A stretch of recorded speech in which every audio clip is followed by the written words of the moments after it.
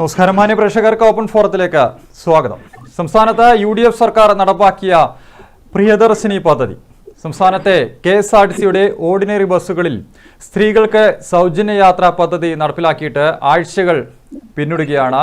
ഈ പദ്ധതിക്ക് ഓരോ ദിവസം കഴിയുന്തോറും വലിയ സ്വീകാര്യതയാണ് സ്ത്രീ സമൂഹത്തിൽ നിന്ന് ലഭിച്ചുകൊണ്ടിരിക്കുന്നത്. അതിനുള്ള തെളിവാണ് ഓരോ ദിവസവും കഴിയുന്തോറും KSRTC ബസ്സുകളിൽ അനുഭവപ്പെടുന്ന സ്ത്രീകളുടെ തിരക്ക്. ഓരോ ദിവസവും സ്ത്രീ യാത്രക്കാർ വർദ്ധിച്ചു വരികയാണ് KSRTC. പക്ഷേ സ്വകാര്യ ബസ്സുകളിൽ അനുദിനം യാത്രക്കാരുടെ എണ്ണത്തിൽ വലിയ കുറവുണ്ടാകുന്നു. KSRTCയിൽ സൗജന്യ യാത്രാ പദ്ധതി നടപ്പിലാക്കിയതിന് പിന്നാലെ ഇപ്പോൾ സ്വകാര്യ ബസ്സുകളിൽ ആളുകളില്ലാതെ സ്വകാര്യ ബസ്സുകൾ സർവീസ് നടത്തേണ്ട അവസ്ഥയിലേക്ക് കാര്യങ്ങൾ പോകുന്നു. നിരവധി സ്വകാര്യ ബസ്സുകൾ ഇതിനകം തന്നെ സർവീസുകൾ നിർത്തിവെക്കുന്ന ഒരു സാഹചര്യത്തിലേക്ക് പോവുകയാണ്. ഇതേ രീതിയിൽ മുന്നോട്ട് പോയാൽ ഈ സ്വകാര്യ വ്യവസായം തന്നെ തകരുമെന്ന നിലയിലേക്കാണ് കാര്യങ്ങളുടെ ഒരു പോക്കെന്നാണ് ഈ ബസ് ഉടമകൾ പറയുന്നത്. ഈ സാഹചര്യത്തിൽ സർക്കാരിന്റെ ഭാഗത്ത് നിന്നുള്ള അടിയന്തര നടപടി ആവശ്യപ്പെട്ട് സമരമാർഗത്തിലേക്ക് ഉൾപ്പെടെ നീങ്ങുകയാണ് സ്വകാര്യ ബസ് ഉടമകളും ജീവനക്കാരും ഉൾപ്പെടെ. കാരണം ഈ വ്യവസായം തകർന്നാൽ അത് ആയിരക്കണക്കിന് ബസ് ഉടമകളെയും ജീവനക്കാരെയും അവരുടെ കുടുംബങ്ങളെയും തകർച്ചയിലേക്ക് നയിക്കും, അവരെ പട്ടിണിയിലേക്ക് നയിക്കും. അതുകൊണ്ട് തന്നെ സ്വകാര്യ ബസ് വ്യവസായത്തെയും സംരക്ഷിക്കേണ്ടത് അത്യന്താപേക്ഷിതമാണ്. ഈ ഒരു വിഷയത്തിൽ, ഈ ഒരു കാര്യത്തിൽ സർക്കാരിന്റെ ശ്രദ്ധ ക്ഷണിക്കുന്നതിന് വേണ്ടി കൂടിയാണ് നമ്മൾ ഓപ്പൺ ഫോറം ഇന്ന് ഈ ഒരു വിഷയം ചർച്ച ചെയ്യുന്നത്. സ്വകാര്യ ബസ് വ്യവസായം എങ്ങനെ മുന്നോട്ട് പോകും, സർക്കാർ സംരക്ഷിക്കുമോ സ്വകാര്യ ബസ് വ്യവസായത്തെയും? ഈ വിഷയമാണ് ഇന്ന് ഓപ്പൺ ഫോറം പരിശോധിക്കുന്നത്. ഇന്നത്തെ ചർച്ചയിൽ പങ്കെടുക്കുന്നത് ബസ് ഓപ്പറേറ്റേഴ്സ് അസോസിയേഷൻ നേതാക്കളായ ശ്രീ രാജ്കുമാർ കരുവാരത്ത്, ശ്രീ K ഗംഗാധരൻ, ഒപ്പം KSRTC എംപ്ലോയീസ് അസോസിയേഷൻ CITU ഭാരവാഹി കൂടിയായ ഹരീഷ് കുറ്റ്യാട്ട് എന്നിവരാണ്. മൂന്ന് പേരെയും ഞാൻ ചർച്ചയിലേക്ക് സ്വാഗതം ചെയ്യുകയാണ്. ഇന്ന് ചർച്ചയിൽ ബസ് ഓപ്പറേറ്റേഴ്സ് അസോസിയേഷന്റെ 2 പേരുണ്ട്.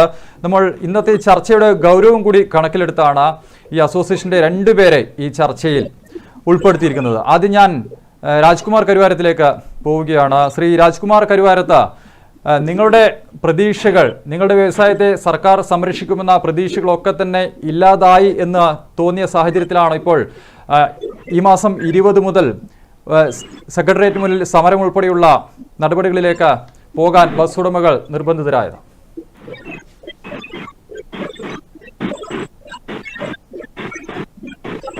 കേരളത്തിലെ സ്വകാര്യ ബസ് വ്യവസായം ഒരു 50 വർഷമായി തകർച്ച നേരിട്ടുകൊണ്ടിരിക്കുകയാണ്. ഈ അതിനിടയില് കോവിഡ് കാലം വന്നു. അതിനോടുകൂടി തന്നെ ഏകദേശം തകർച്ച ഒരു പരിപൂർണ എത്തിയിരിക്കുന്ന അവസരത്തിലാണ് ഗവൺമെന്റ് ഒരു ചെറിയ ചാർജ് വർധന. ഈ വ്യവസായം എങ്ങനെയൊക്കെ തട്ടിമുട്ടി മുന്നോട്ട് ഇങ്ങനെ പിടിച്ചു പോകുന്ന അവസരത്തിലാണ് പെട്ടെന്ന് തന്നെ ഇടുക്കി എന്ന് പറഞ്ഞ മാതിരി ഈ ഡീസൽ വില വർധന ഉണ്ടായി.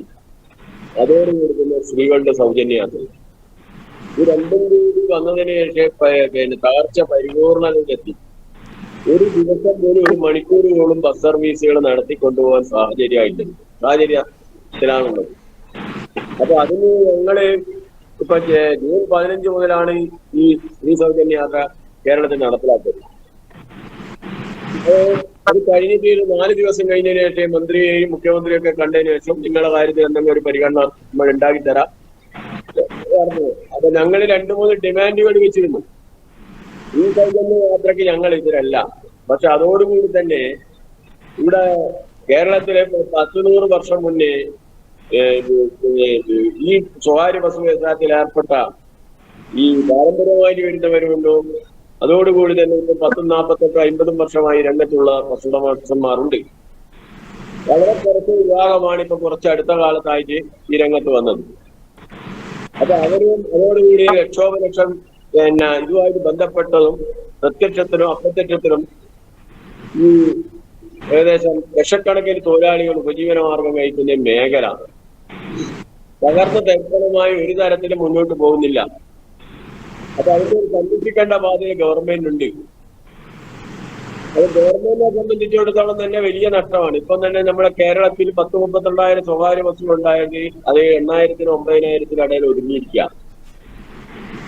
ഇപ്പൊ 12,000 ബസ്സുകളുടെ മോട്ടോർ വെഹിക്കിൾ ടാക്സ് തന്നെ ഗവൺമെന്റ് നഷ്ടപ്പെട്ടു. ഈ അച്ചാറ് കഴിഞ്ഞ് കഴിഞ്ഞാൽ ഏറ്റവും കൂടുതൽ അഡ്വാൻസ് ടാക്സ് കിട്ടുന്ന ഒരു വിഭാഗം നമ്മളാണ്. അപ്പൊ ഇതൊരു തരത്തിലും മുന്നോട്ട് പോകാൻ പറ്റില്ല. ഈ രീതി തുടർന്നു പോയി കഴിഞ്ഞാൽ ഞങ്ങൾ മാത്രമല്ല ഇവിടെ KSRTC നശിക്കും. അക്കാര്യത്തിൽ ഒരു സംശയവുമില്ല. അപ്പൊ ഇത് രണ്ടും പൊതുവാഹനമായ കേരളത്തിലെ സ്വകാര്യ ബസ്സുകൾ ഈ 95% വിദ്യാർത്ഥികളെ വിദ്യാലയങ്ങളിൽ എത്തിക്കുന്ന ഈ മേഖല പാടെ ഇല്ലാതാകും. അതോടുകൂടി തന്നെ ഇവിടെ കനത്ത യാത്ര ദുരിതം സമ്മാനിക്കും. അതോടുകൂടി തന്നെ ഈ ജനങ്ങൾക്കും വിദ്യാർത്ഥികൾക്കും ഒരു മറ്റുള്ള രീതിയിൽ യാത്ര ഇത്രയും തുച്ഛമായ പൈസക്ക് യാത്ര ചെയ്തിട്ട് യാത്ര ചെയ്ത് അവരുടെ ആവശ്യങ്ങൾ നിറവേറ്റാൻ പറ്റാത്ത സാധിക്കുന്ന സ്ഥിതിയിലെത്തും. അപ്പൊ അങ്ങനെയുള്ള അടിസ്ഥാന ഈ കാര്യമൊക്കെ ചർച്ച ചെയ്തതിനു ശേഷമാണ് അവര് ചെറിയൊരു ബസ് ചാർജ് ടാക്സിനകത്തിന് ഒരു കുറവ് വരുന്നത്. ആ ടാക്സിനകത്ത് കുറവ് വരുത്തിയതിനെ കൊണ്ട് നമുക്ക് വലിയ പ്രയോജനമൊന്നുമില്ല. ഒരു ദിവസം 100 - 130 രൂപ വരിക. പകരം ഈ ഇപ്പൊ ഡീസൽ വില വർദ്ധനവും ഈ ശ്രീധോത്തിന്റെ യാത്രകളും കൊണ്ട് 500 മുതൽ 2500 രൂപയിൽ മേലെ വേറെ നഷ്ടപ്പെട്ടിട്ടാണ് ബസ് സർവീസ് നടത്തിക്കൊണ്ടുപോകുന്നത്. ഒരുവിധം സാമ്പത്തിക ശേഷിയുള്ളവരൊക്കെ പിടിച്ചു നിൽക്കുന്നുണ്ട്. പക്ഷെ ഒരു തരത്തിലും മുന്നോട്ട് പോകാൻ പറ്റാത്ത ബസ് ഉടമകള് കുറെ ആള് ജീഫോം കൊടുത്തിട്ടുണ്ട്. നിങ്ങൾ അറിഞ്ഞിടത്തോളം 40-ലധികം ബസ്സുകള് കണ്ണൂർ ജില്ലയിൽ മാത്രം ജീഫോം കൊടുത്തിട്ടുണ്ട്. ജീഫോം കൊടുക്കാതെ തന്നെ കുറെ ബസ്സുകൾ നിർത്തിയിട്ടിട്ടുണ്ട്. അപ്പൊ ജീഫോം കൊടുക്കാൻ പഠിക്കുന്നത് കാരണം എന്ന് പറഞ്ഞാൽ ജീഫോം കൊടുത്തു കഴിഞ്ഞു കഴിഞ്ഞാൽ അത് വിഡ്രോ ചെയ്തിട്ട് വീണ്ടും പൂർവ്വസ്ഥിതിയിലെത്തിക്കുവാൻ കുറച്ച് സാങ്കേതികമായ കുറെ പ്രയാസങ്ങൾ. ഈ സർവീസുകൾ നിർത്തിവെക്കുന്നതിന് മുന്നോടിയായിട്ടാണ് ഈ ജീഫോം കൊടുക്കുന്നത്. അതെ, സർവീസുകൾ നിർത്തിവെക്കുന്നതിന് മുന്നോടിയായിട്ടാണ് ജീഫോം കൊടുക്കുന്നത്. അല്ലെങ്കിൽ നമ്മൾ മോട്ടോർ വെഹിക്കിൾ ടാക്സ് ഇൻഷുറൻസ് നമുക്ക് നഷ്ടപ്പെടും. ഇൻഷുറൻസ് മോട്ടോർ വെഹിക്കിൾ ടാക്സിനെക്കാട്ടി വലിയ പൈസ നമുക്ക് ഇൻഷുറൻസ് വെക്കുന്നുണ്ട്. ഒരു കൊല്ലത്തേക്ക് 84,000, 86,000, 90,000 വരെ പുതിയ ബസ്സുകൾക്ക് ഇൻഷുറൻസ് വെക്കുന്നുണ്ട്. അത് രണ്ടും നഷ്ടപ്പെടുന്ന ഒരു അവസരത്തിൽ ഞങ്ങൾക്ക് പിടിച്ചിരിക്കാൻ അവസരത്തിലാണ് നമ്മൾ ഇന്നലെ ഈ 30-ാം തീയതി ഒരു ജീഫോം കൊടുത്തത്. ജീഫോം കൊടുക്കാതെ ഞാൻ പറഞ്ഞ കുറച്ച് ബസ്സുകൾ നിൽക്കുന്നുണ്ട്. അപ്പൊ തീർച്ചയായും ചോദിക്കുക അതെന്താ കൊടുക്കാതെന്ന് പറഞ്ഞു കഴിഞ്ഞാൽ ജീഫോമിലിട്ട വണ്ടികൾ രണ്ടാമത് അത് റിമൂവ് ചെയ്ത് പൂർവ്വസ്ഥിതിയിൽ എത്തിക്കാൻ പിന്നെയും കുറച്ച് പ്രയാസങ്ങളുണ്ട്. പിന്നെ അത് 3 മാസം കഴിഞ്ഞ് കഴിഞ്ഞാൽ അത് വിഡ്രോ ചെയ്യാൻ പറ്റും. അപ്പൊ അതുകൊണ്ടാണ് ഈ ജീഫോം കൊടുക്കാതെ തന്നെ ചില ബസ്സുകൾ പല പർവ്വത്തുകളും റോഡ്സൈഡിലൊക്കെ കയറ്റിയത്. അവർക്ക് ഡീസൽ അടിക്കാൻ കാത്തില്ല. ഇപ്പൊ നിലവിൽ ഓടിക്കുന്ന ബസ്സുകളിന്റെ ഭൂരിഭാഗവും ഒരു ദിവസം 3-4 പ്രാവശ്യമാണ് ഡീസൽ അടിക്കുന്നത്. എന്നിട്ട് ഓരോ ട്രിപ്പ് ഓടിയെ കിട്ടിയ പൈസ കൊണ്ടാണ് ഒരു ഡീസൽ അടിച്ച് മുന്നോട്ട് പോകുന്നത്. തൊഴിലാളികൾക്ക് പല തൊഴിലാളികൾക്കും സാധാരണ ലെവലിലുള്ള കൂലി അവർക്ക് എടുക്കാൻ പറ്റുന്നില്ല. ഇതിപ്പോൾ ശ്രീ രാജ്കുമാർ ഈ പദ്ധതി നടപ്പിലാക്കിയിട്ട് ഇപ്പോൾ ഏതാണ്ട് 2 ആഴ്ച പിന്നിടുകയാണ്, 3 ആഴ്ചയോളം ആകുകയാണ്. ഇതിനുശേഷം ഈ പദ്ധതി നടപ്പിലാക്കിയതിനു ശേഷം ഈ മുഖ്യമന്ത്രിയെയോ അതോ ഗതാഗത മന്ത്രിയെയോ നിങ്ങളുടെ നേതാക്കൾ പോയി കണ്ടിരുന്നു? ഈ നിർദ്ദേശങ്ങൾ മുന്നോട്ട് വെച്ചിരുന്നു നിങ്ങൾ നിർദ്ദേശങ്ങൾ മുന്നോട്ട് വെച്ചിരുന്നു. അവര് പറഞ്ഞു കഴിഞ്ഞാൽ നിങ്ങളുടെ കാര്യത്തിൽ ഇതിന്റെ പരിഗണന ഉണ്ടാക്കാന്ന് പറഞ്ഞില്ല. പക്ഷെ പരിഗണന ഉണ്ടാക്കാന്ന് പറഞ്ഞു കഴിഞ്ഞാൽ എപ്പോഴും പരിഗണന ഉണ്ടാവും. ഇപ്പൊ ശരിയാക്കി തരാന്ന് പറഞ്ഞു കഴിഞ്ഞാൽ നമുക്ക് പരിഗണന ഉണ്ടാകുന്നവരെ നമുക്ക് പ്രതിദിനം ഒരുപാട് നഷ്ടം സഹിച്ചുകൊണ്ടാണ് സർവീസ് പിടിച്ചിരിക്കുന്നത്. അപ്പൊ എത്ര നാള് നമുക്ക് കഴിയും? അപ്പൊ ഗവൺമെന്റിന് ഈ വിഷയം ഗവൺമെന്റ് അറിയായിട്ടല്ല. അപ്പൊ നിങ്ങൾക്കറിയാം, സ്ത്രീ സൗജന്യ യാത്ര ഉണ്ട്. ഓരോ ദിവസം കലക്ഷൻ കുറഞ്ഞു വരികയാണ്. ഇപ്പൊ സ്ത്രീകള് മനസ്സിലാക്കി ഇന്ന സമയത്ത് പോയി കഴിഞ്ഞാൽ KSRTC ഉണ്ടാവും. അപ്പൊ KSRTC ഒരു അരമണിക്കൂർ മുന്നിലും അരമണിക്കൂർ പിന്നിലും ഉണ്ടാകുന്ന സമയത്ത് സ്ത്രീകൾ ഓട്ടോമാറ്റിക്കായി മാറി നിൽക്കും. ഇതിന്റെ ഏറ്റവും വലിയ പ്രയോജനം കിട്ടുന്നതെന്ന് പറഞ്ഞാൽ സർക്കാർ ഉദ്യോഗസ്ഥകളായ സ്ത്രീകൾക്കാണ്. അവർക്കെന്താന്ന് പറഞ്ഞാൽ വലിയ ശമ്പളം വാങ്ങിക്കുന്ന സ്ത്രീകൾക്കും 100 രൂപ കൂലിക്ക് ജോലി ചെയ്യുന്ന സ്ത്രീകൾക്കും എല്ലാം KSRTC ഒരുപോലെയാണ്. അപ്പൊ അതാണ് ഞങ്ങൾ പറഞ്ഞത്, നിങ്ങളൊരു മാനദണ്ഡം വെച്ച് രോഗികൾക്ക്, ക്യാൻസർ രോഗികൾ, അതുപോലെ ഡയാലിസിസ് ചെയ്യുന്ന രോഗികൾ, അങ്ങനെ സാമ്പത്തികമായിട്ട് വളരെ പിന്നോട്ടൊക്കെ നിൽക്കുന്ന സ്ഥിതി എല്ലാം ഗവൺമെന്റ് അടുത്ത് കൊടുക്കണം. അങ്ങനെയുള്ള കൂട്ടർക്ക് കൊടുത്താൽ മതി. ഇതെല്ലാവർക്കും ഫ്രീ യാത്ര കൊടുത്തു കഴിഞ്ഞാൽ ഇതിന്റെ തൊട്ടു പിന്നാലെ നമ്മൾ എന്ത് ചെയ്യും?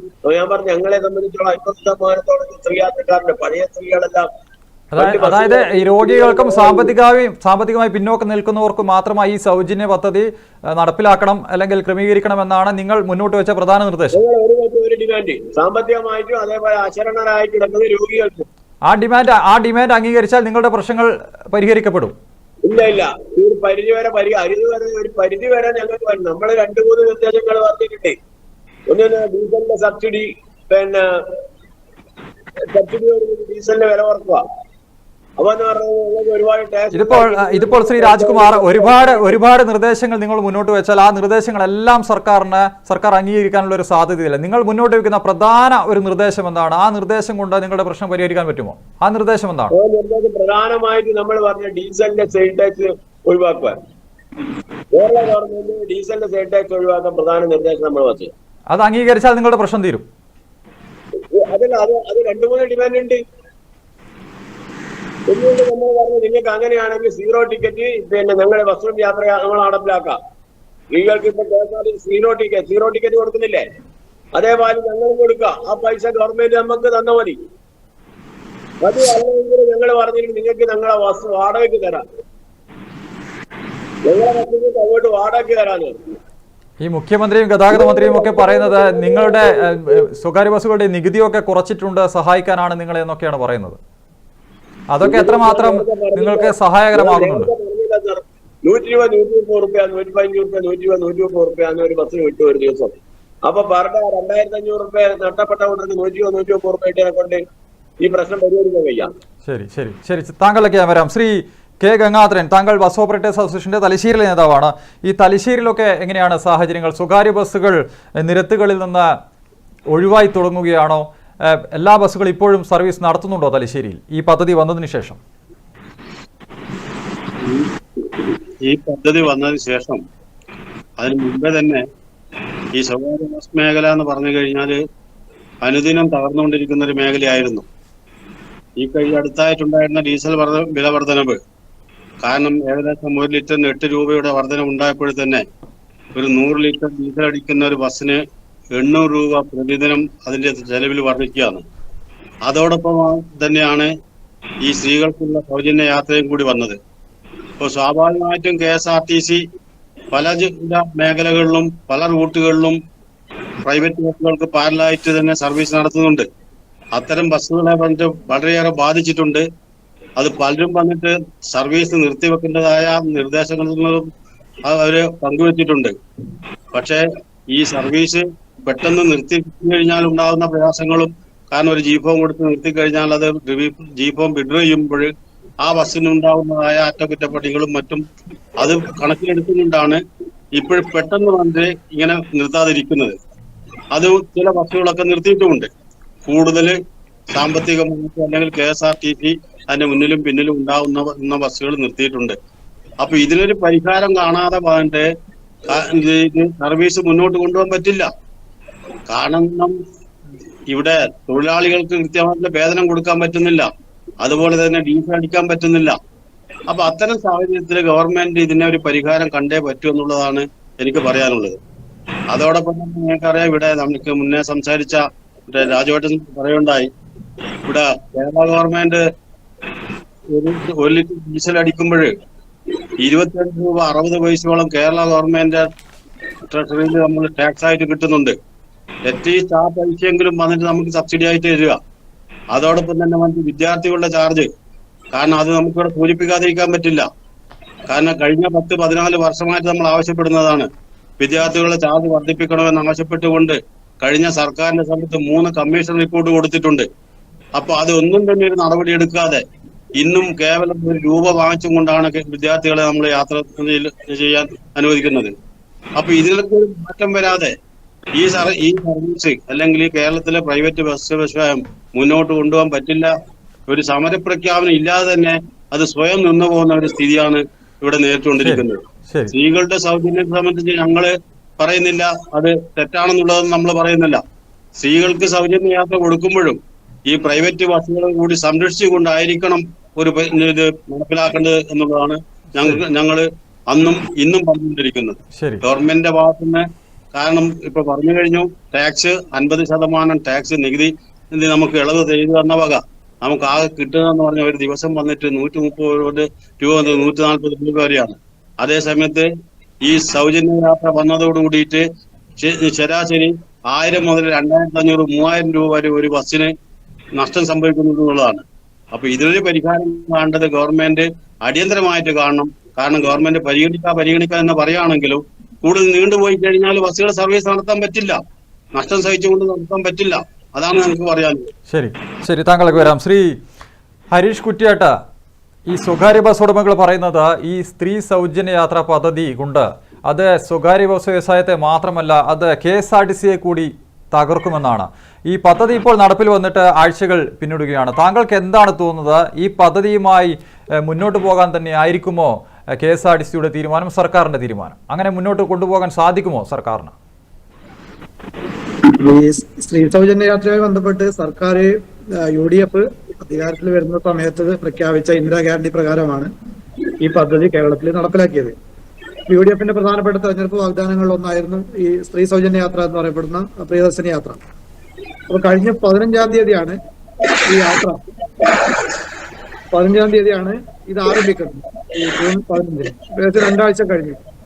സ്വാഭാവികമായും നിലവിലെ ഒരു സാഹചര്യം വെച്ച് സ്ത്രീ യാത്രക്കാർ നന്നായി ഉപയോഗിക്കുന്ന രീതിയിലേക്ക് സ്ത്രീ യാത്രക്കാരുടെ എണ്ണം ദിനംപ്രതി കൂടുന്ന നിലയിലേക്ക് ഈ പ്രഖ്യാപനം ഏറ്റെടുത്തിട്ടുണ്ട് എന്നത് വസ്തുത തന്നെയാണ്. സ്വാഭാവികമായും KSRTCക്ക് ഉണ്ടാകുന്ന വരുമാന വർധനവ് സ്വാഭാവികമായും നേരത്തെ പറഞ്ഞതുപോലെ സ്വകാര്യ ബസ്സിൽ നിന്നുള്ള യാത്രക്കാരുടെ എണ്ണം കുറയുന്ന നിലയിൽ എത്തിയിട്ടുണ്ടാകാം, സ്വാഭാവികമാണ്. ആ നിലയിൽ സ്ത്രീ യാത്രക്കാർ നല്ല നിലയിൽ പദ്ധതിയെ ഏറ്റെടുത്തിട്ടുണ്ട് എന്ന് പറയാതിരിക്കാൻ വേണ്ടി കഴിയില്ല. നമുക്കറിയാം, സ്വാഭാവികമായും കേരളത്തിലെ ഒരു സാഹചര്യം വെച്ച് പരിശോധിച്ചാൽ ഇപ്പൊ നിലവിലെ KSRTCയുടെ സ്ട്രെങ്ത് ഉപയോഗിച്ച് പൊതുഗതാഗതത്തെ തൃപ്തിപ്പെടുത്താൻ വേണ്ടി കഴിയുന്ന സാഹചര്യമല്ല നിലവിലുള്ളത്. നമ്മുടെ ബസ്സിന്റെ എണ്ണത്തിലെല്ലാം പരിമിതിയുണ്ട്. നേരത്തെ മുമ്പേ പറഞ്ഞതുപോലെ സ്വകാര്യ ബസ്സുകളെക്കാളും കുറവ് എണ്ണമാണ് KSRTC ഓടുന്നത്. രണ്ടാമത്തെ കാര്യം ഗ്രാമീണ റൂട്ടുകളിൽ നമ്മൾ നേരത്തെ പറഞ്ഞ ടൗണുകളിലേക്ക് നഗരങ്ങളിലേക്കെല്ലാം ബന്ധിപ്പിക്കുന്നത് പ്രധാനമായും സ്വകാര്യ ബസ് സർവീസുകളാണ്. അതിലൊന്നും തർക്കമില്ല കാര്യമല്ല. അപ്പൊ സ്വാഭാവികമായും ഈ സ്വകാര്യ ബസ് വ്യവസായം നിലനിൽക്കുക എന്നത്, അല്ലെങ്കിൽ അത് നിലവിലെ സ്ഥിതി തുടരുക എന്നത് നിലവിലെ കേരളത്തിലെ പൊതുഗതാഗത സംവിധാനത്തിന് ഒഴിച്ചുകൂടാനാവാത്തതെന്നാണ് എന്റെ ഒരു വിലയിരുത്തൽ. അത് നേരത്തെ പറഞ്ഞതുപോലെ പൂർണ്ണമായും സ്വകാര്യ ബസ്സുകളെ ഒഴിവാക്കി ഈ പദ്ധതി സർക്കാർ നടപ്പിലാക്കണമെങ്കിൽ KSRTCക്ക് കൂടുതൽ ബസ്സുകൾ വേണം. അതോടൊപ്പം തന്നെ കൂടുതൽ സാമ്പത്തിക ബാധ്യത ഏറ്റെടുക്കാൻ വേണ്ടി സർക്കാർ തയ്യാറാകണം. ആ നിലയിൽ മാത്രമേ ഈ പദ്ധതി വിജയിപ്പിക്കാൻ KSRTCക്ക് കഴിയത്തില്ല. ഇതിപ്പോൾ നേരത്തെ ശ്രീ രാജ്കുമാർ സൂചിപ്പിച്ചത് ഒരു പ്രധാന പോയിന്റാണ്. ഈ സർക്കാർ ഉദ്യോഗസ്ഥർ വരെ, വലിയ ശമ്പളം വാങ്ങുന്ന സർക്കാർ ഉദ്യോഗസ്ഥർ വരെ ഈ സൗജന്യ യാത്ര ഉപയോഗപ്പെടുത്തുകയാണ്. അത് നേരെ മറിച്ച് രോഗികളോ അതോ സാമ്പത്തികമായി പിന്നോക്കം നിൽക്കുന്നവർക്കോ ഈ ഒരു പദ്ധതി നടപ്പിലാക്കുകയാണ്, അവർക്ക് മാത്രമായി ഇത് ക്രമീകരിക്കുകയാണെങ്കിൽ ഒരു പരിധിവരെ ഈ പ്രശ്നങ്ങൾക്ക് പരിഹാരം ഉണ്ടാക്കാൻ സാധിക്കുമെന്നാണ് അദ്ദേഹം ചൂണ്ടിക്കാട്ടുന്നത്. അല്ല, അത് നേരത്തെ പറഞ്ഞതുപോലെയാണ്. ഇത് ഈ പല പ്രാവശ്യം മന്ത്രിയുമായി ഉണ്ടായിരുന്ന മീഡിയ കോൺഫറൻസ് എല്ലാം പലരും ആവർത്തിച്ച് ചോദിച്ച ചോദ്യമാണിത്. ഒരു മാനദണ്ഡവുമില്ലാതെ ഈ കൺസ്ട്രക്ഷൻ നമ്മൾ കൊടുക്കുന്നത് ശരിയല്ല എന്ന നിലയിലുള്ള പൊതുസമൂഹത്തിലെ ചർച്ചകളുണ്ട്. അതൊക്കെ വസ്തുത തന്നെയാണ്. പക്ഷെ ഗവൺമെന്റ് മനസ്സിലാക്കുന്നത് എല്ലാ വിഭാഗം സ്ത്രീ യാത്രക്കാർക്കുമാണ് സൗജന്യം പ്രഖ്യാപിച്ചത്. അതിനെക്കുറിച്ച് നമുക്ക് വേറെ അഭിപ്രായമൊന്നും പറയാൻ വേണ്ടി കഴിയില്ല. സർക്കാർ ഒരു നയം പ്രഖ്യാപിച്ചാൽ നടപ്പിലാക്കാൻ മാത്രമേ KSRTCക്ക് കഴിയൂ. അത് ഇനി നേരത്തെ പറഞ്ഞതുപോലെ ഈ പ്രതിസന്ധി എല്ലാം നിലനിൽക്കുന്ന സാഹചര്യത്തിൽ ഇനി മറ്റൊരു പുനർചിന്തനത്തിന് തയ്യാറായ സർക്കാർ നയപരമായ തീരുമാനങ്ങൾ എന്തെങ്കിലും എടുത്താൽ മാത്രമേ അക്കാര്യത്തെ കുറിച്ച് നമുക്ക് ഇതിപ്പോൾ ഇതേ നിലയിൽ പോവുകയാണെങ്കിൽ സ്വകാര്യ വ്യവസായം പൂർണ്ണമായും തകരും, അക്കാര്യം തീർച്ചയാണ്. ഇതേ പദ്ധതിയുമായി സർക്കാർ മുന്നോട്ട് പോവുകയാണെങ്കിൽ അത് KSRTCയെ കൂടി, ഈ സ്വകാര്യ ബസ് ഉടമകൾ പറയുന്നത് പോലെ അത് KSRTCയെ കൂടി തകർക്കുമെന്നൊരു അഭിപ്രായം താങ്കൾക്കുണ്ടോ? അല്ല, അതിൽ നമുക്കില്ല ആശങ്ക. നേരത്തെ പറഞ്ഞതുപോലെ തന്നെയാണ്. അതായത് KSRTCക്ക് ഇപ്പൊ നേരത്തെ നമ്മൾ പറഞ്ഞില്ല, ഈ യാത്ര 15-ാം തീയതിയാണ് നമ്മൾ ആരംഭിച്ചത്. 15-ാം തീയതി നമ്മൾ കണ്ണൂർ ജില്ലയിലെ ഒരു ഡിപ്പോയിലെ കണക്ക് പറഞ്ഞു, നമ്മൾ ഡിപ്പോയൊന്നും പറയുന്നില്ല. 15-ാം തീയതി നമ്മുടെ യാത്രക്കാരുടെ എണ്ണം 38,870 ആണ്. നമ്മുടെ ടോട്ടൽ പാസഞ്ചർ ഒരു ദിവസം നമ്മൾ ഒരു ഡിപ്പോയിൽ യാത്ര ചെയ്ത ആളുകളുടെ എണ്ണം. അതിൽ 10,106 ആണ് ഈ യാത്രക്കാർ അന്ന് യാത്ര ചെയ്തത്. 15-ാം തീയതി നമ്മൾ ഈ പ്രഖ്യാപനം, ഈ പരിപാടി ആരംഭിക്കുന്ന ഈ സ്ത്രീ സൗജന്യ യാത്ര ആരംഭിക്കുന്ന അന്നാണ് ഈ കണക്ക് ഞാൻ പറഞ്ഞത്. ഇന്നിപ്പോ ഡേറ്റ്, ഇന്നിപ്പോ 2-ാം തീയതി, 30-ാം തീയതി കണക്ക് ഞാൻ പറയാം. 30-ാം തീയതി ടോട്ടൽ പാസഞ്ചേഴ്സ്, അതായത് പ്രതിദിന യാത്രക്കാരുടെ എണ്ണം നേരത്തെ പറഞ്ഞ 38,870 നിന്നും 50,624 വർദ്ധിച്ചു. അതായത് ഏകദേശം 15,000 യാത്രക്കാരുടെ വർധനവ് ഉണ്ട്. അത് സ്ത്രീ യാത്രക്കാരായിരിക്കും പ്രധാനമായിട്ടും ആ വർധനവിലെ ഒരു കാരണം. അതോടൊപ്പം തന്നെ കളക്ഷനിലും അതുപോലെയുള്ള വ്യത്യാസമുണ്ട്. കളക്ഷനിലും ഒരു സാധാരണ നമുക്ക് കിട്ടുന്ന ഒരു 8-9 ലക്ഷം എന്നതിനപ്പുറത്തേക്ക് ഒരു 15 ലക്ഷത്തിലേക്ക് 13 ലക്ഷത്തിലേക്ക് കളക്ഷൻ വർദ്ധിക്കും. 5 ലക്ഷം രൂപയോളം കളക്ഷൻ വർധനവിലും ഉണ്ട്. സ്വാഭാവികം നമ്മളെ കുറിച്ചുള്ള ആശങ്ക, നമ്മൾ നേരത്തെ പറഞ്ഞതുപോലുള്ള ഒരു ആശങ്ക മുമ്പ് ചർച്ച ഞാൻ പറഞ്ഞതാണ്. ഇപ്പൊ നിലവിൽ ഈ സൗജന്യം കൊടുക്കുന്ന തുക മുഴുവനായും സർക്കാർ റീഫണ്ട് ചെയ്താൽ മാത്രമാണ് ഈ പദ്ധതി മുമ്പോട്ട് കൊണ്ടുപോകാൻ വേണ്ടി കഴിയുക. അതാണ് ഞാൻ ചോദിക്കുന്നത്. അത്തരത്തിൽ എല്ലാ കാലത്തും സർക്കാരിന് KSRTCയെ സഹായിക്കാൻ സാധിക്കുമോ? ഈ സാമ്പത്തികം നൽകി ഈ കഴിഞ്ഞ മാസമൊക്കെ പണം നൽകിയെന്നാണ് അറിയുന്നത്. അതെ, നമ്മളെ സംബന്ധിച്ചും ആശങ്ക നിലവിലുണ്ട്. കാരണം എന്താ വെച്ചാല് കഴിഞ്ഞ ഈ ആദ്യത്തെ UDF മന്ത്രിസഭയുടെ ആദ്യത്തെ ബഡ്ജറ്റിൽ ഈ പദ്ധതി നടപ്പിലാക്കാൻ വേണ്ടി KSRTCക്ക് ബഡ്ജറ്റ് വിഹിതമായി മാറ്റിവെച്ചത് വെറും 600 കോടി രൂപയാണ്. സ്വാഭാവികം നമ്മളുടെ കണക്കനുസരിച്ച് ഒരു 60% കൂടുതൽ ഫ്രീ യാത്ര, അതായത് നമ്മുടെ വരുമാനത്തിന്റെ പ്രതിദിന വരുമാനത്തിന്റെ 60%, അതായത് 7 കോടിയാണ് ആവറേജ് വരുമാനമെങ്കിൽ ഒരു 4 കോടിക്ക് മുകളിലെങ്കിലും ഒരു ദിവസം ഫ്രീ യാത്രക്കാരുടെ വരുമാനം ഉണ്ടാകും. സ്വാഭാവികമായും ഒരു മാസം 100 കോടിയിൽ മുകളിലേക്ക് സ്ത്രീ യാത്രക്കാരുടെ വരുമാനം പോകും. അപ്പൊ സ്വാഭാവികമായും വരുമാനം നേരത്തെ പറഞ്ഞതുപോലെ 7 കോടി ഉള്ളത് നേരത്തെ 60% 4 കോടി രൂപയിലേക്ക് പോകും. സ്വാഭാവികമായും ഗവൺമെന്റിന്റെ കണക്ക് എത്രയാണ്? ഗവൺമെന്റിന്റെ കണക്ക് 800 കോടിയാണ് ഒരു വർഷത്തേക്ക്. അതായത് ഒരു 70 കോടിയിലേക്ക് പ്രതിമാസം 70 കോടിക്കുള്ളിൽ നിൽക്കും എന്നുള്ളതാണ് കണക്ക്. പക്ഷെ അതിനേക്കാൾ മുകളിലേക്ക് 100 കോടി രൂപയിലെങ്കിലും ഒരു മാസം ഇതിനു വേണ്ടി കണ്ടെത്തേണ്ടി വരും എന്നുള്ളതാണ് നിലവിലെ വസ്തുത. നേരത്തെ രാജേട്ടൻ പറഞ്ഞതുപോലെ സ്വാഭാവികമായും ദിനം പ്രതി ആളുകളുടെ യാത്രക്കാരുടെ എണ്ണം വർദ്ധിക്കുകയാണ്, കുറയുന്നില്ല. നേരത്തെ പറഞ്ഞ പോലെ ബസ്സിന്റെ സമയം അറിഞ്ഞു വരുന്നുണ്ട്, ഓരോ സ്ഥലത്തും അതിനുള്ള സംവിധാനങ്ങൾ ഉണ്ടാക്കുന്നുണ്ട്. സ്വാഭാവികമായും ആളുകൾ കൂടുതൽ KSRTCയെ ദിനം പ്രതി ഓരോ ദിവസവും നമുക്ക് ഇതിന്റെ ഒരു സ്റ്റാറ്റിക്സ് എടുത്ത് പരിശോധിച്ചാൽ ദിനം പ്രതി യാത്രക്കാരുടെ എണ്ണം വർദ്ധിച്ചു വരുന്നുണ്ട് എന്നുള്ളത് വസ്തുതയാണ്. ഞാൻ പറഞ്ഞത് KSRTC നിലനിൽക്കുമോ എന്നത് ഗവൺമെന്റ് നയത്തിനനുസരിച്ചിരിക്കും. ഈ പൈസ റീഇംബേഴ്സ് ചെയ്യാൻ തയ്യാറായാൽ, കൃത്യമായി കൊടുത്താൽ വലിയ പ്രോബ്ലം ഇല്ലാതെ മുമ്പോട്ട് പോകുമെന്നുള്ളതാണ് നിലവിലെ സ്ഥിതി. ശരി. ശ്രീ രാജ്കുമാർ കരുവാരത്ത്, ഈ സൗജന്യ യാത്രാ പദ്ധതിയൊക്കെ നടപ്പിലാക്കിയതിന് പിന്നാലെ ഈ സ്വകാര്യ ബസ് ജീവനക്കാരുടെ ഒരു അവസ്ഥ എന്താണ്? ഈ പല ജില്ലകളിൽ നിന്നുമുള്ള അവരുടെയൊക്കെ പ്രതികരണങ്ങൾ വരുന്നുണ്ട്. നേരത്തെ കിട്ടിയിരുന്ന വേതനമൊന്നും അതിൽ പകുതി മാത്രമാണ് ഇപ്പോൾ കിട്ടുന്നത്, ചിലവുകൾക്ക് പോലും അത് തികയുന്നില്ല എന്നൊക്കെ. എങ്ങനെയാണ് ഈ ജീവനക്കാരുടെ ഒരു അവസ്ഥയൊക്കെ എങ്ങനെയാണ്? അവരുടെ ഒരു പ്രതികരണമൊക്കെ എങ്ങനെയാണ്? ഉടമകളുടെയും ജീവനക്കാരുടെയും അവസ്ഥ വളരെ ദയനീയമായ അവസ്ഥയാണ്. ഉടമകളുടെ എന്ന് പറഞ്ഞു കഴിഞ്ഞാൽ പറഞ്ഞറിയിക്കാൻ പറ്റാത്ത അവസ്ഥയാണ്. എന്നുവെച്ചാൽ പല വണ്ടികൾക്കും ഇപ്പോഴത്തെ പുതിയ വണ്ടി റോഡിലിറക്കാൻ 42-45 ലക്ഷം രൂപയോളം വരും. അപ്പൊ അവർക്ക് മാസത്തിൽ ഇൻസ്റ്റാൾമെന്റ് ഈ ലോണുകൾ അടക്കാൻ തന്നെ 60,000, 70,000, 50,000, 60,000, 70,000 റുപ്യ ലോണ് അടക്കാൻ പോകണം. അപ്പൊ ഒരു ദിവസം ലോണിന് മാത്രം നമ്മൾ എടുത്തു വെക്കണം 2,000 റുപ്യയില് മേലെ ലോൺ എടുത്തു വെക്കണം. ഇത് ഈ തുടർന്നു പോകുന്നതാണെങ്കിൽ 1-1.5 മാസം കഴിയുമ്പോൾ ഈ ഫിനാൻസ് കമ്പനിക്കാരനും ബാങ്കുകാരനും ഈ ബസ്സുകൾ അവരെടുത്തിട്ട് അങ്ങ് കൊണ്ടുപോകും. അവരെടുത്ത് കൊണ്ടുപോയി കഴിഞ്ഞ് കഴിഞ്ഞാൽ അവർ ലേലത്തിലോ മറ്റുള്ള രീതിയിലോ കൊടുക്കേണ്ടി വരും. തൊഴിലാളികളെ സംബന്ധിച്ചിടത്തോളം തൊഴിലാളികൾക്ക് പല ദിവസവും തൊഴിലാളികളെ കൊണ്ടുകൊടുക്കുന്ന പൈസ എക്സസ് എമൗണ്ടാ. ഉടമകളെ തൊഴിലാളികൾക്ക് അങ്ങോട്ട് കൊടുക്കാനാണ്. മറ്റുള്ള ഒരു വ്യവസായമാതിരി എല്ലാവരും അവരെ കൂടി കഴിച്ചിട്ടുള്ള പൈസയാണ് ഉടമകൾക്ക് കൊണ്ടു കൊടുക്കുക. മറ്റുള്ള ഒരു ഹോട്ടലിലോ മറ്റുള്ള സാധനങ്ങളോ പണിയെടുക്കുമ്പോൾ അതിന് എല്ലാം കഴിച്ച് ലാസ്റ്റിലാണ് ഉടമ തൊഴിലാളികൾക്ക് കൂലി കൊടുക്കുക. അങ്ങനെയുള്ള വ്യവസായം എല്ലാം നമ്മൾ തൊഴിലാളികൾക്ക് വരുമാനവും ചെലവും കൃത്യമായിട്ട് അറിയാം. പല മേഖലകളിലും തൊഴിലാളികൾക്ക് ഇതിന്റെ വരുമാനവും ചെലവും അറിയില്ല. പക്ഷേ ഈ മേഖലകളിലെ തൊഴിലാളികൾക്ക് ഉടമ അറിയുന്നതിനെക്കാട്ടി മുന്നിൽ ഇതിന്റെ വരുമാനവും ചെലവും അറിയാം. അത് കഴിച്ചിട്ടില്ല ബാലൻസ് എമൗണ്ടാണ് വൈകുന്നേരമാകുമ്പോൾ ഉടമക്ക് കൊടുക്കുക. അപ്പൊ ഇതിന്റെ ഉൽപാദനത്തിന്റെ മൂല്യത്തിന്റെ ഇതും ഉൽപാദന ചെലവും കാര്യങ്ങളൊക്കെ അവർക്ക് അറിയാം. അപ്പൊ തൊഴിലാളികൾക്ക് എന്ന് പറഞ്ഞു കഴിഞ്ഞാൽ ചില സമയം 1,000-2,000 രൂപ തൊഴിലാളികൾക്ക് അങ്ങോട്ട് കൊടുക്കാൻ ഉണ്ടാകുന്ന സമയത്ത് പല തൊഴിലാളികൾക്ക് അവർ കിട്ടിക്കൊണ്ടിരിക്കുന്ന വേതനം അവർ കുറച്ചിട്ട് എടുത്തിട്ട് അഡ്ജസ്റ്റ് ചെയ്യുന്നുണ്ട്. പലവിടെ ഇപ്പം 1,200, 1,300, 1,400 റുപ്യ വാങ്ങിക്കുന്ന ജീവനക്കാരുണ്ട്. അപ്പൊ അവർക്കെല്ലാം ഇപ്പൊ ചെലവിന് പൈസ പോലും എടുക്കാൻ പറ്റാത്ത സ്ഥിതിയിൽ ഈ അങ്ങോട്ട് കൊടുക്കുന്ന സമയത്ത് ഈ ഉടമകളുടെ വിഷമാവസ്ഥ മനസ്സിലാക്കിയിട്ട് ജീവനക്കാർ സഹകരിക്കുന്നുണ്ട്. ഉടമകളുടെ വിഷമാവസ്ഥ മനസ്സിലാക്കി ജീവനക്കാർ സഹകരിക്കുന്നുണ്ട്. പക്ഷെ സഹകരിക്കാണ്ട് ജീവനക്കാർ അവർക്ക് കുടുംബമില്ലേ? അവര് ഉടമകൾക്ക് കുടുംബമുണ്ട്, തൊഴിലാളികൾക്ക് കുടുംബമുണ്ട്, എല്ലാവരും കുടുംബം പോറ്റേണ്ടിയിട്ടാണല്ലോ വ്യവസായം തുടങ്ങിയത്. പണ്ട് ഞാൻ നേരത്തെ പറഞ്ഞ മാതിരി ഒരു സമ്പന്ന വിഭാഗത്തിന്റെ കയ്യിലല്ല ഈ സ്വകാര്യ ബസ്സുകളുള്ളത്. 80% സാധാരണക്കാരായ ഉടമസ്ഥന്മാരടുത്താണ് ഈ സ്വകാര്യ ബസ്സുകൾ ഉള്ളത്.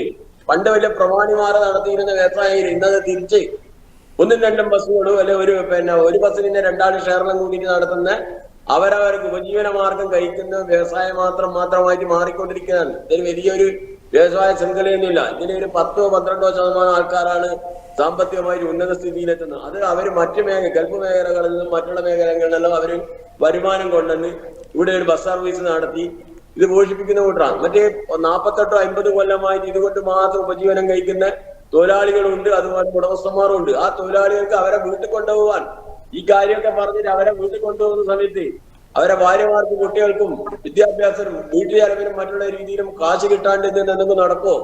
ഈ പൈസ കുറച്ചു കൊടുത്തു കഴിഞ്ഞാൽ അവരെ പരിപാടി മുന്നോട്ട് പോകുമോ? അവരും നമ്മളെ പ്രയാസമാണ്, അവരും ഉടമസ്ഥന്മാരും ഒക്കെ പ്രയാസമാണ്. ഞാൻ പറഞ്ഞ ഒരു 10% ഉടമസ്ഥന്മാരും എങ്ങനെയുള്ളൂ കടന്നു പോകുന്നില്ല. 90% സ്ഥിതി വളരെ ഇതിപ്പോൾ നമ്മൾ ഈ പദ്ധതി നടപ്പിലാക്കുന്നതിന് മുൻപും അതിനുശേഷവുമുള്ള കാര്യങ്ങളുടെ കണക്ക് നോക്കുകയാണെങ്കിൽ, ഇപ്പോൾ നമുക്ക് ഉദാഹരണം എടുക്കുകയാണെങ്കിൽ തലശ്ശേരിയിൽ നിന്ന് കണ്ണൂരിലേക്കുള്ള ഒരു ലോക്കൽ ബസ്സിന്റെ കാര്യം.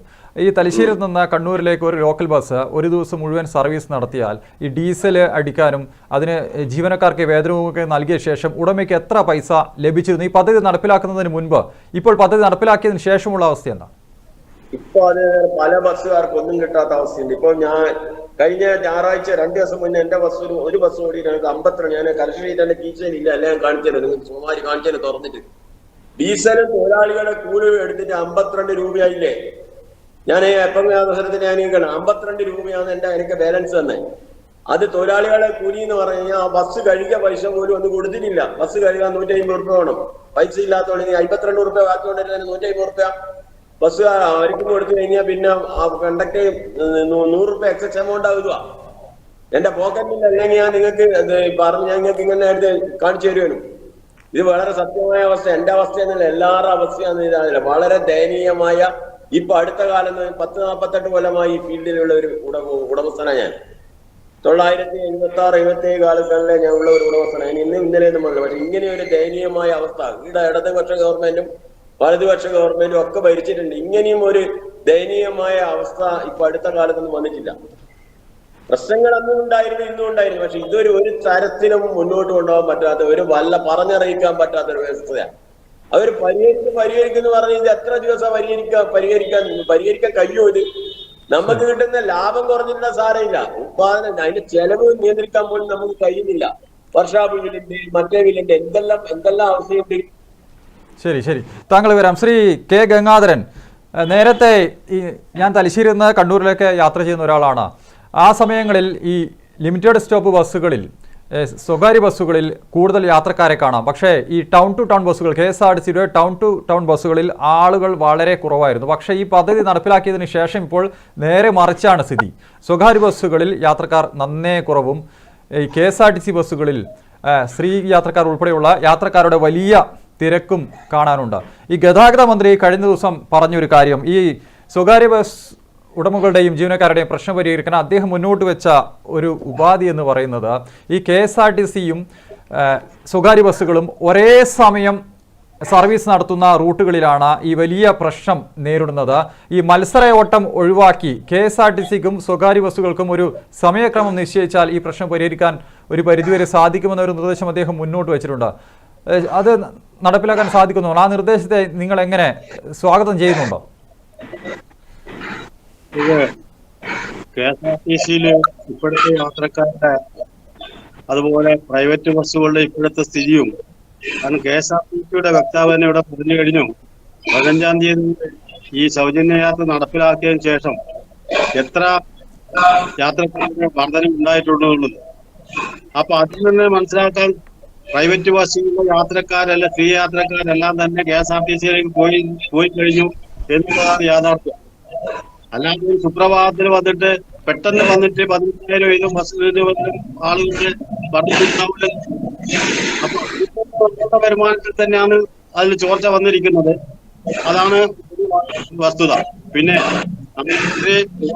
ഗതാഗത മന്ത്രി പറഞ്ഞു, ഇത് KSRTC അതുപോലെ പ്രൈവറ്റ് ബസ് സർവീസ് നടത്തുന്നതിന് അതിന്റെ സമയനിഷ്ഠ കഴിഞ്ഞാലും അതിന് എന്താന്ന് പറഞ്ഞു കഴിഞ്ഞാല്, ഇവിടെ ഇപ്പൊ അരമണിക്കൂർ ഗ്യാപ്പ് വെച്ചുകൊണ്ട് KSRTC വരികയാണെങ്കിൽ സൗജന്യം ഗവൺമെന്റ് സ്ത്രീ യാത്രക്കാർ മാറി നിൽക്കുകയാണ്. അപ്പൊ ഈ ഒരു 5-10 മിനിറ്റിന്റെ ഒരു ഗ്യാപ്പ് വെച്ചും കൊണ്ട് ഒരു സർവീസ് ക്രമീകരിച്ചത് കൊണ്ട് ഈ പ്രശ്നത്തിന് പരിഹാരമാവും എനിക്ക് തോന്നുന്നില്ല.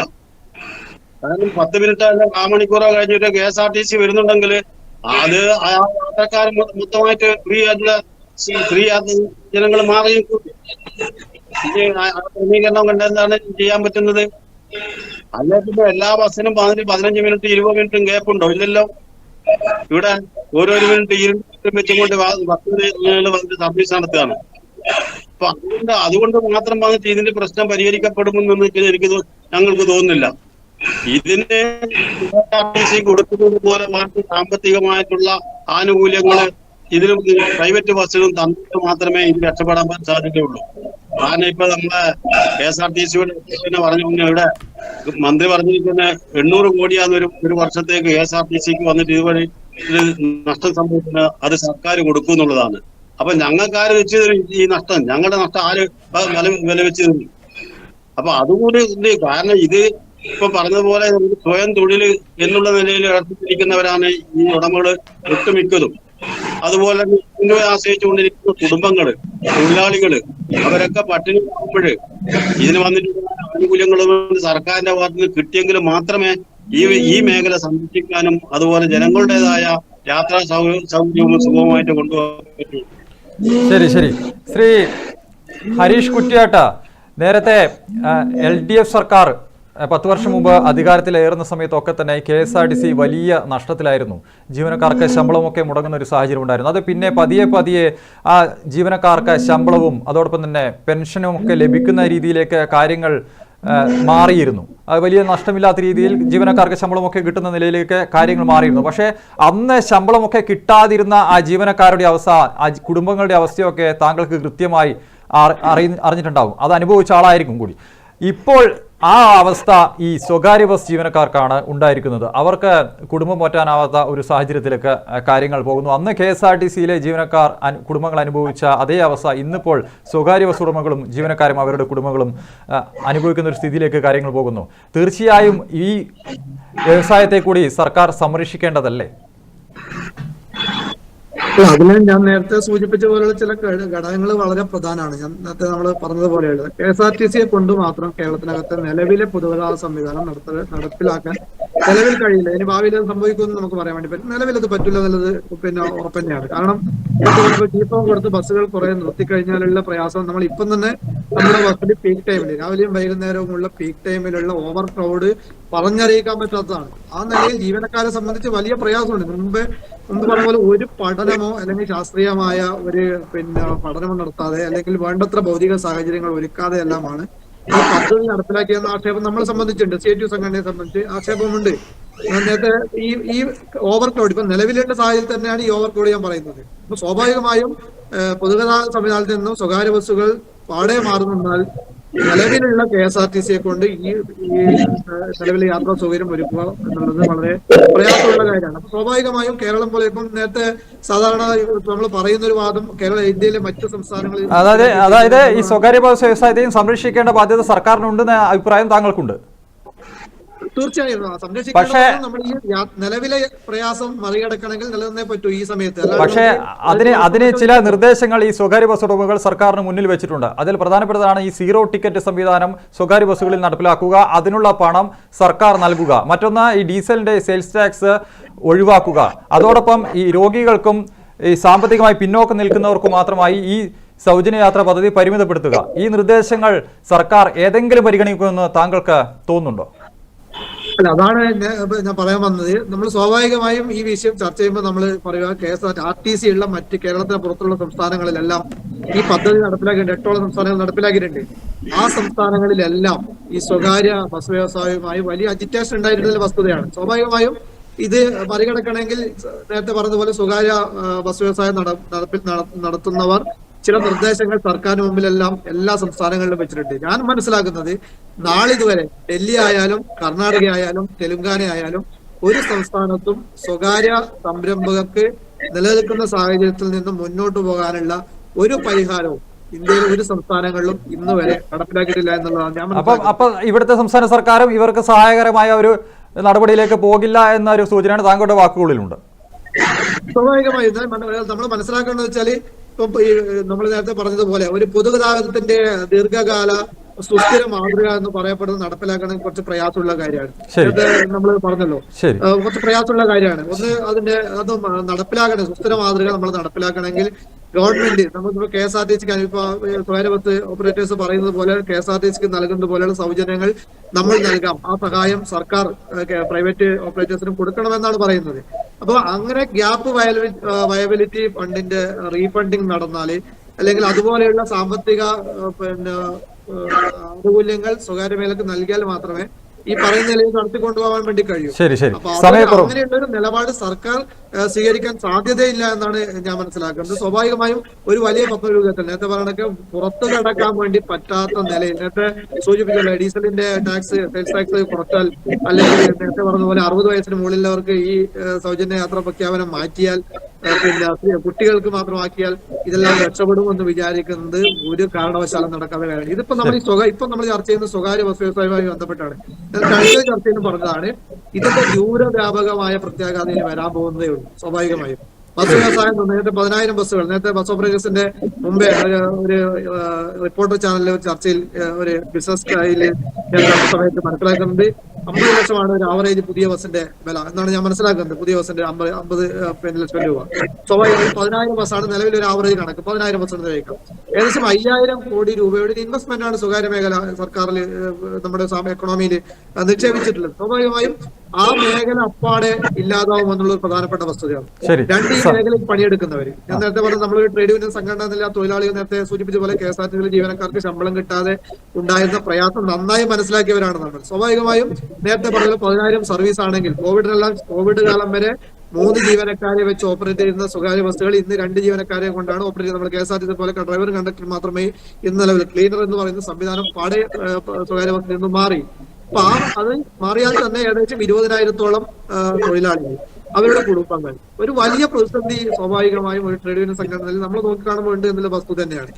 ഈ വ്യവസായം നിലനിൽക്കുക എന്നുള്ളത് ഈ തൊഴിലാളികളുടെ സംരക്ഷണം കൂടി ഉറപ്പുവരുത്താനുള്ള ഒരു ലക്ഷ്യം കൂടി നിറവേറ്റേണ്ടതുണ്ട് എന്നുള്ളതാണ് നമ്മുടെ അഭിപ്രായം. സ്വാഭാവികമായും നേരത്തെ പറഞ്ഞതുപോലെ സർക്കാർ ഇനി അതിനെല്ലാം മുതിരുമോ എന്നൊന്നും നമുക്ക് പറയാൻ കഴിയും. നിലവിലെ സാഹചര്യത്തിൽ ഞാൻ പറഞ്ഞ നേരത്തെ ഈ നടപ്പിലാക്കിയ ബന്ധപ്പെട്ട് ഇന്ത്യയിലെ മറ്റു സംസ്ഥാനങ്ങളിൽ ഇതുവരെയുള്ള ചരിത്രം പരിശോധിച്ചാൽ നിലവിലെ സാഹചര്യത്തിൽ സാധ്യതയില്ല, ഒരു സർക്കാർ നൽകിയിട്ടില്ല. ശരി, അവസാനമായി സമയക്കുറവുകൊണ്ടാണ് എനിക്ക് രാജ്കുമാർ കരുവാരത്തിലേക്ക് ഒരിക്കൽ കൂടി പോകേണ്ടതുണ്ട്. ശ്രീ രാജ്കുമാർ കരുവാരത്ത, ഞാൻ ഇന്ന് ഒരു ചാനലിൽ കണ്ട ഒരു സങ്കടകരമായ ഒരു വാർത്തയാണ്.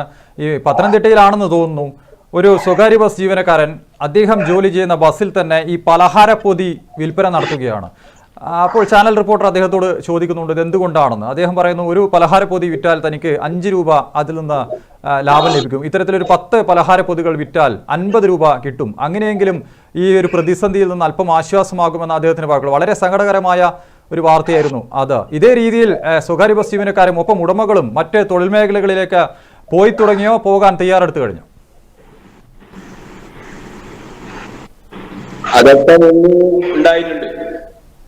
പക്ഷെ ഈ പലഹാരപ്പൊതി വിറ്റിട്ട് എന്തെങ്കിലും ലാഭം കിട്ടുന്നതെന്ന് പറഞ്ഞു കഴിഞ്ഞാൽ ഇതൊക്കെ കുറച്ചു കാലമേ പിടിച്ചു വെക്കാൻ കഴിയും. ഇപ്പൊ നമ്മളിപ്പോ പറഞ്ഞ മാതിരി ഈ തൊഴിലാളികളെ സംബന്ധിച്ച് ഭയങ്കര സാമ്പത്തിക പ്രയാസമാണ് അതേമാതിരി ഉടമസ്ഥന്മാരും.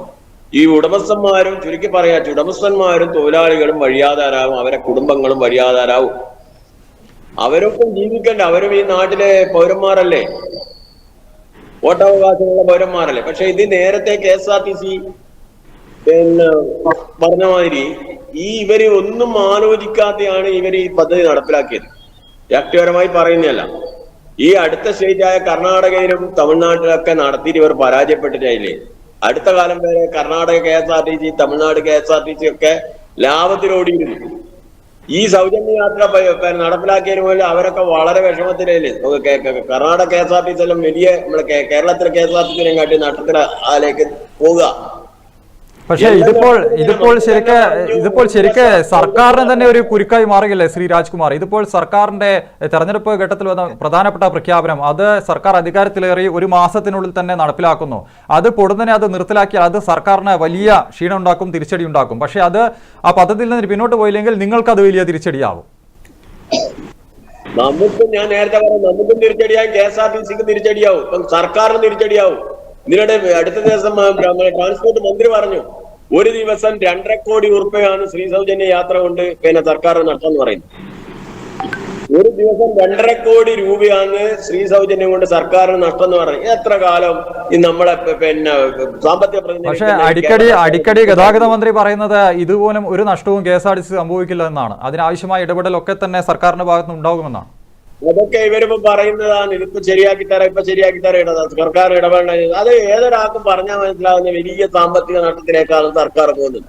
പക്ഷെ ഇവര് ഇനിയിപ്പോൾ നിങ്ങളിപ്പോൾ സമരം പ്രഖ്യാപിച്ചിട്ടുണ്ട്. ഈ ജൂലൈ 20 മുതൽ സെക്രട്ടേറിയറ്റിന് മുന്നിൽ ബസ് ഉടമകളും കുടുംബാംഗങ്ങളും സമരം പ്രഖ്യാപിച്ചിട്ടുണ്ട്, സമരം നടത്താൻ തീരുമാനിച്ചിട്ടുണ്ട്. ഈ സമരമൊക്കെ നടത്തി പ്രക്ഷോഭ രംഗത്ത് ഇറങ്ങിയതുകൊണ്ട് ഇതിൽ എന്തെങ്കിലും ഒരു മാറ്റം, നിങ്ങൾക്ക് അനുകൂലമായ ഒരു ഇടപെടൽ സർക്കാരിന്റെ ഭാഗത്ത് ഉണ്ടാകുമെന്നൊരു പ്രതീക്ഷയുണ്ടോ? ഞങ്ങള് പെട്ടെന്ന് ഒരു സമരരംഗത്ത് ഇറങ്ങണ്ടെന്ന് പറഞ്ഞു. അപ്പൊ ഞങ്ങള് നേരത്തെ പല പ്രാവശ്യം പറഞ്ഞു, ഞങ്ങളെ സംഘടനയിൽ ബസ് ഉടമ സംഘടനയിൽ ജാതിയോ മതമോ രാഷ്ട്രീയോ ഒന്നുമില്ല. എല്ലാ സംഘടനാ നേതാക്കന്മാരും ഞങ്ങളെ സംഘടനയിലുണ്ട്. മുനിസിപ്പൽ കൗൺസിലർമാരുണ്ട്, പിന്നെ പഞ്ചായത്ത് മെമ്പർമാരുണ്ട്, ബ്ലോക്ക് ഭാരവാഹികളുണ്ട്, എല്ലാ സംഘടനയും. പിന്നെ ഇടതുപക്ഷത്തിന്റെ വലതുപക്ഷത്തിന്റെ ഒരുപാട് ഇതിന്റെ സംഘടന ആൾക്കാർ ഞങ്ങളാണ്. പക്ഷെ ഞങ്ങളെ ഈ പ്രശ്നത്തിന് നമ്മൾ രാഷ്ട്രീയം കലർത്താറില്ല. നമ്മൾ പക്ഷേ എന്നിട്ടും സർക്കാർ നിങ്ങളുടെ വിഷമം കാണുന്നില്ലല്ലോ ശ്രീ രാജ്കുമാർ. അതാണ്, സർക്കാർ കണ്ണു തുറക്കുന്നില്ല, കാണേണ്ടവർ കാണുന്നില്ല. കണ്ണ് തുറക്കുമെന്നൊരു പ്രതീക്ഷയുണ്ടോ? കണ്ണ് തുറക്കുമെന്നൊരു പ്രതീക്ഷ ഇനിയുണ്ടോ? പ്രതീക്ഷയാണല്ലോ നമ്മൾ മുന്നോട്ട് നിൽക്കുന്നത്. എല്ലാ കാര്യവും നമ്മൾ പ്രതീക്ഷയാണല്ലോ. അവരെന്തൊക്കെ ചെയ്യുന്നു പറഞ്ഞ് അവരെന്തൊക്കെ ചെയ്യാം. അവരിപ്പോ ഒരു വന്നിട്ട് 1.5 മാസം ആയിട്ടും ചെയ്യുന്നു പറഞ്ഞ് നമ്മൾ ആലോചിച്ച് നോക്കുമ്പോൾ നമ്മുടെ ഡിമാൻഡ് എന്ന് പറഞ്ഞ് അംഗീകരിക്കുന്നില്ലെങ്കിൽ പിന്നെ ഇതെങ്ങനെ മുന്നോട്ട് പോകും? ബസ് മേഖലക്ക് യാത്രക്കാരുടെ ഒരു വരുമാനം അല്ലാതെ ബസ് മേഖലക്ക് എന്നാ വേറെ വരുമാനം ഇല്ലേ? ഒരു വരുമാനമില്ല. ഞങ്ങളെ ശാപം തന്നെ എന്നാന്ന് പറഞ്ഞാൽ ഉത്പാദന ചെലവിനനുസരിച്ച് വരുമാനം കൂട്ടാനുള്ള അധികാരം ഞങ്ങൾക്കില്ല. അല്ല, ഉത്പാദനത്തിന്റെ മൂല്യത്തിനനുസരിച്ച് ഉത്പാദന ചെലവ് ആരല്ലോ കൂട്ടുന്നു. ടയർ റീത്രെഡിങ്ങിൽ 1500-2000 ഉറുപ്പ്യാന്ന് ഒരു ടയർ റീത്രെഡിങ്ങിനായി. നിങ്ങൾ ഡീസൽ ജലവർദ്ധന മാത്രമല്ല, സ്പെയർ പാർട്സുകൾക്കെല്ലാം 50%, 60% വില കൂടി സ്പെയർ പാർട്സുകൾക്ക്. അങ്ങനെ എല്ലാ മേഖലകളിലും കനത്ത വിലവർദ്ധനമാണ് ഉണ്ടാകുന്നത്. പക്ഷെ അത് തരണം ചെയ്യാൻ നമുക്ക് സാധാരണ ഒരു കച്ചവടക്കാരുടെ സ്ഥാപനത്തിന്റെ മാതിരി നമുക്കിനെ മുതൽ കൂട്ടാൻ പറ്റില്ല. 10 രൂപ മിനിമം. ശരി, സമയക്കുറവുകൊണ്ടാണ് ശ്രീ രാജ്കുമാർ ഞാൻ ഇടപെടുന്നത്. ശരി, നിങ്ങൾ പ്രതീക്ഷിക്കുന്നത് പോലെ നിങ്ങളെ സഹായിക്കുന്ന രീതിയിൽ നിങ്ങളുടെ വ്യവസായം മുന്നോട്ട് കൊണ്ടുപോകാൻ ആവശ്യമായ ഇടപെടൽ സർക്കാരിൻ്റെ ഭാഗത്തുനിന്ന് ഉണ്ടാകട്ടെ എന്ന് തന്നെയാണ് നമുക്കും പ്രാർത്ഥിക്കാനുള്ളത്. അത് നിങ്ങളുടെ പ്രതീക്ഷകളൊക്കെ തന്നെ നടപ്പിലാകട്ടെ. അങ്ങനെയെങ്കിൽ മാത്രമേ ആ സ്വകാര്യ ബസ് വ്യവസായത്തെ ആശ്രയിക്കുന്ന ആ ഉടമകൾക്കും ജീവനക്കാർക്കും അവരുടെ കുടുംബാംഗങ്ങൾക്കും പട്ടിണിയില്ലാതെ മുന്നോട്ട് പോകാനുള്ള ഒരു സാഹചര്യം ഉണ്ടാവുകയുള്ളൂ. ഈ സൗജന്യയാത്രാ പദ്ധതി തുടർന്നോ അല്ലെങ്കിൽ അത് രോഗികൾക്കും സാമ്പത്തികമായി പിന്നോക്കം നിൽക്കുന്നവർക്ക് മാത്രമായി പരിമിതപ്പെടുത്തിയോ അല്ലെങ്കിൽ അതേ രീതിയിലുള്ള സഹായങ്ങൾ സ്വകാര്യ ബസ് വ്യവസായത്തിനും നൽകിയോ സർക്കാർ അവരെ സഹായിക്കേണ്ടതുണ്ട്. ആ രീതിയിലുള്ള നടപടികൾ സർക്കാരിൻ്റെ ഭാഗത്തുനിന്ന് ഉണ്ടാകുമെന്ന് തന്നെയാണ് പ്രതീക്ഷിക്കുന്നത്. ഓപ്പൺ ഫോറത്തിൻ്റെ ഈ ചർച്ച ഇവിടെ പൂർണ്ണമാവുകയാണ്. ചർച്ചയിൽ പങ്കെടുത്ത 3 പേർക്കും നന്ദി അറിയിക്കുകയാണ്. അടുത്തയാഴ്ച മറ്റൊരു വിഷയവുമായി കാണാം. നമസ്കാരം.